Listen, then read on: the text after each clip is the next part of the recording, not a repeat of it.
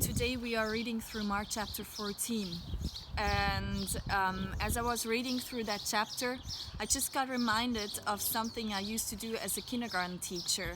And that was preparing the kids for circumstances that were out of their ordinary life or their everyday kindergarten life. I used to tell them things that would happen on days like this. I would maybe even show them pictures, and I just found that I was such a helpful practice for many kids, that it would take away a lot of insecurity, how to handle the unknown and the unusual situation. And when we would walk somewhere, I could often hear them say, "Oh look, she showed us this picture, and oh, she told us we're gonna take this bus, so we have to look for the yellow bus because she said we're gonna take the yellow bus." And so they were actually even more excited. It helped them to just focus on the joy and the excitement of that day instead of the fear of insecurity. And I just want to encourage you, in days with so many insecurities where bad news come after bad news and there is so much room for insecurity and fear, to just go back and ask Jesus, what have you told me before? How have you been preparing me for this season? Or is there something you want to do right now? You want to tell me right now? You want to teach me now to prepare me for my everyday life that is totally out of routine, or the future? As I was reading through that chapter of Mark 14, there's of course a lot more negative information, because it all points to Jesus being killed soon. It starts with the woman that anoints his feet, and he says of her, "She prepares my body for burial." It continues with the disciples preparing for Passover and then having the first Lord's Supper. And he says,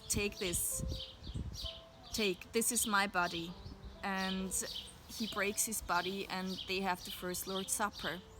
And so on. Jesus prepares himself for what is going to come next by praying, and he tells his disciples to do the same thing in the garden. And so I just tell you this tiny example. It was an extremely busy day, in one of the busiest seasons of my life. It was the day that I had to give back the keys of my apartment after the cleaning company hadn't done a great job. There were 100 other things I had to organize in the city like that I could even give back the keys.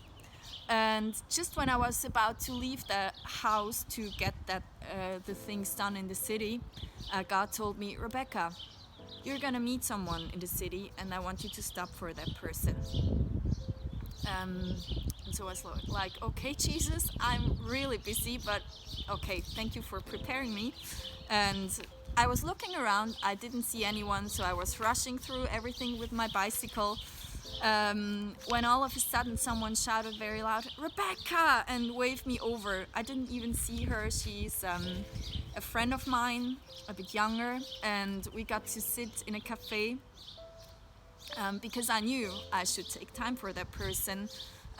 It turns out it was really the time where I could encourage her and we could pray together, and we both went away from that meeting so refreshed and so encouraged.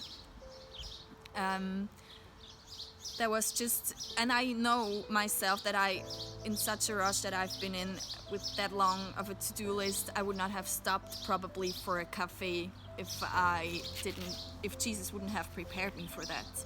So I know we can't go to cafes right now. I know we can't really come too close to people, but I just want to encourage you to ask if Jesus maybe gives something on your heart today to encourage someone, or call someone, or write a letter, or whatever. He's very creative in using every time in our lives. And I also want to encourage you to really ask him if there is anything he wants to prepare you for the next season after this crisis is over. So I want to pray for you. Thank you, Jesus, for everyone that listens today.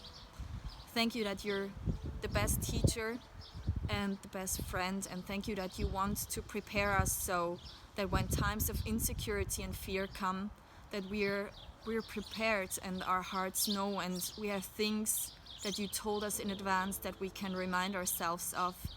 We have promises, and we have so many ways that you want to encourage us through. And I just ask you, in the days of so much insecurity and so many unknowns, that you're going to use it to prepare us daily for what is going to happen on the day we are in, but also for the future that is ahead of us. I bless everyone that is listening, and I thank you that you're going to make something great out of a disaster. Amen. Have a great day.